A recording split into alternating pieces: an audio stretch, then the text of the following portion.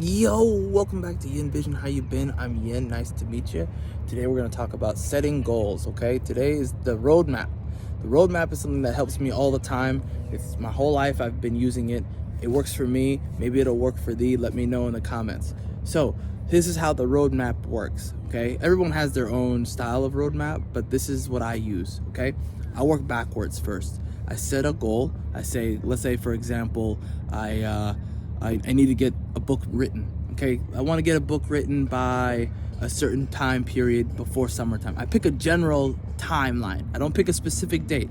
I pick a general timeline at first. Okay, and that's how I start the roadmap. So let's say now it's the springtime and I want to be done before the end of summer. Okay, well, how many words is it? How many pages is it going to be? Pages is not that big of a deal, but words is more likely what we're going to do. So let's say it needs to be 100,000 words and it needs to be done by September. Okay, so what I would then do is break it down into pieces, and I would kind of go over the course of the couple of weeks of what I can do, what I know I can achieve, right? Versus what other people kind of do is they break it down evenly. I don't do that. I look at it and I say, what times of the summertime am I the busiest? What times of the springtime am I the busiest? I'm gonna put a minimum number that I need to achieve, and that number is like the actual, like what I need to be done with, right? In order to not even make it on time, because we're gonna be on time anyway, but we wanna set it so then we're also, en route, on the roadmap, right? So let's say it's September or something like that, 100,000 words. We go backwards. I say 20,000 here, 10,000 there, 15,000 there, 30,000 there, 20,000 there. And so, like I said, you are breaking it down, but you're not breaking it down evenly. All right. There's no such thing as even Steven when you're doing this kind of stuff, because you don't know what the future holds. You don't know what you're going to have. So you kind of have to edge on safety, kind of look at what you have, what you can achieve, and then make that the very, very minimum, right?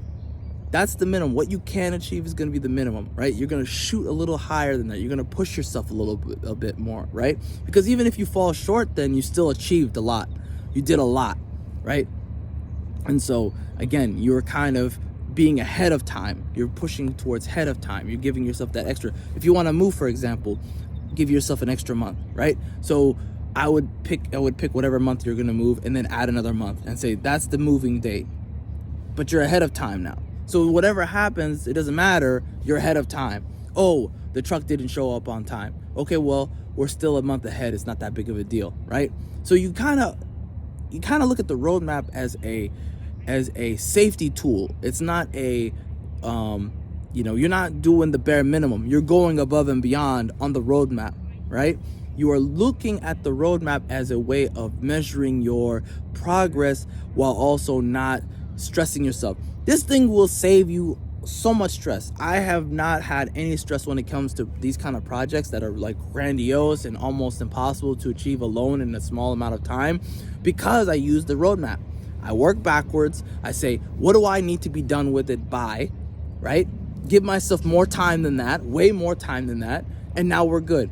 I've had so many things happen last minute. This project that I was supposed to finish actually didn't get finished because I'm working with partners who didn't come through. That's okay. I have a backup plan. I have time. I have a backup plan. Let's go ahead and initiate that and wrap this project up. Now, maybe you don't work with them in the future, but that doesn't matter. You're good. You're not gonna be in pain. Okay? You're not gonna be in pain. That's like the most important part, is you are setting yourself up for what's certain. And then you are, in your mind, planning for the uncertain. You're just assuming that it's all going to go wrong, and you have that time frame ready to go. In that case, you're never going to have a problem. You're always going to win. Anyways, let me know what you think. That's my opinion. What's yours? Let me know in the comment section. Appreciate your time. God bless.